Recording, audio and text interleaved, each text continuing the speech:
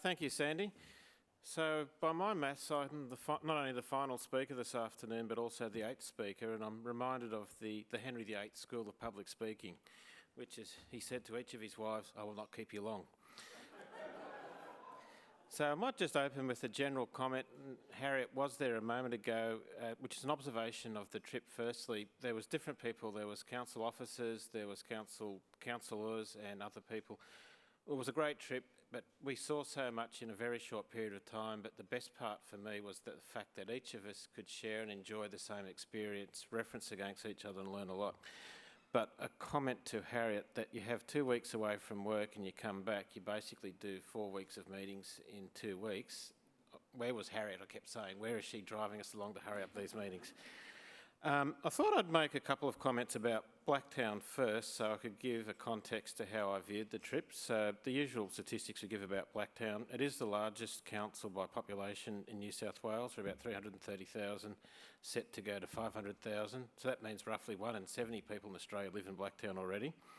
Blacktown will absorb 60% of the population increase in Sydney of 1.6 million over the next 25 years. That's basically 50,000 more homes in the greenfield areas in the northwest sector. We look after about $2.8 billion worth of infrastructure now. With the new Section 94 plans in the northwest sector, we'll build another $3 billion, so we're more than doubling the existing infrastructure our city's got. And with a local economy of a gross regional product of $13 billion, we crank out more economic development than any area of Western Sydney. And our budget's about $502 million. With that, though, probably the more complicated part about Blacktown is it's almost a tale of three cities. You've got paddocks which are yet to be developed to new home sites. You've got 7 urban renewal precincts which are basically existing areas we need to develop, and you've got the established older areas. Each of those has different challenges in order to properly develop them, and with those 3 different lenses, that's how I participated in the trip. I was asked to talk about 3 things, and the first point was, what was the most significant learning for our city? And as much as I tried, there was not one single outstanding learning. But I would say the first one in the first couple of days, which I observed about America, which I didn't expect, was the fact that America is actually letting go of the car and the freeway and moving to more dense population through facilitated by light rail and other sort of mass transit systems. I'd read a while ago before I'd gone on the trip that a disappointment of India, that the parts of India which are developing are actually developing in the old school development style of freeways, paddocks, big freeways across existing sort of farmland, that sort of stuff. And I'd wondered if America would be still like that. I was surprised to see just how intense the Americans were of actually getting people out of the car and investing considerable amounts of money into the light transit system. From that observation, though, the second and probably more overwhelming feeling I had of America generally was basically 2 words, excuse me, 2 words: can do.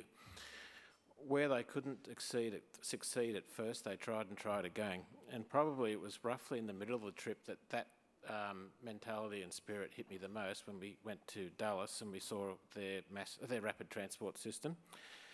Very simply, Dallas was like every other state and city of America applying for a lot of the federal stimulus funding that was going around post the recession, and they were trying to build a light train system. There was an issue though where it actually had to go over a bridge which was elevated, which would push the cost up quite a lot, roughly 3.2 miles of road that they had to go over. In the end, one of them looked at a car like a Prius which runs on a battery and said, why can't a light train system run on that? Why does it have to be connected to the grid the full length? Why can't it actually run on battery power? So, as they said to us quite openly, necessity is often the mother of invention. They wanted money from the federal government to make it work. They came up with a solution. I make that comment because, as Dennis Bagnall would say, who's the other officer from work, I've often come back to our council and reflected on where we seem to stall without coming up to solutions, and observed that in America they would have tried and come up with an alternative solution, and if that didn't work, tried and tried again. And that effectively led to my conclusion of the trip. As a council, our council has prided itself on fairly robust, prudent financial management. Many of our councillors have been on council since the 1980s, so they've seen virtually every cycle of the economic boom and the economic recession you can get.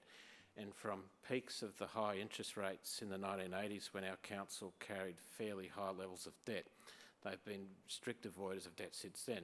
Live within your means has been an ethos at Blacktown.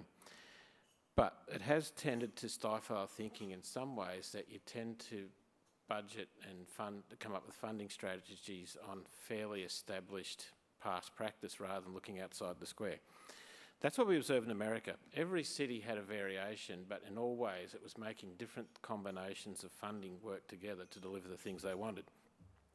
In the end, it was nothing that sounds that incredibly unusual, but still it worked.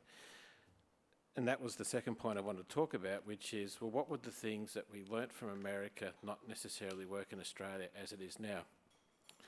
Probably the two key ones for me would be tax increment financing and by having a sales tax. In case of the second one, it was funny, it's just as we were seeing various cities talk about sales tax, I'm reading the news back in Australia, and there's been considerable debate about whether Australia's GST should be increased from 10%. I've asked, and we're still doing the modelling, to do some sampling on what would happen in the case of Blacktown if the GST went from 10% to 11% and the council held that 1%. What could we do with that 1%? I mentioned earlier we've got an economy turning over $13 billion a year. Imagine if in terms of that sales or GST we could have 1%. The second thing though is that the cities we saw don't just use the sales tax for upfront capital funding. In a council like Blacktown, Section 94 is big business to us. That basically is the funding source of our new infrastructure, but there's no recurrent operating funding to maintain and provide services without that. We learned again, I talk about Dulles, how their light rail system has by their own admission, a modest fare, but that only covers 25% of the operating cost of the service. The sales tax that everyone pays in Dulles helps prop up or effectively fund the remaining cost. Time's up. So to conclude, what was the next steps for our council? If I can quote Ed, it is to build, but just as importantly, maintain a positive community. Blacktown has a strong and vibrant community, but as a council, we can do a lot more.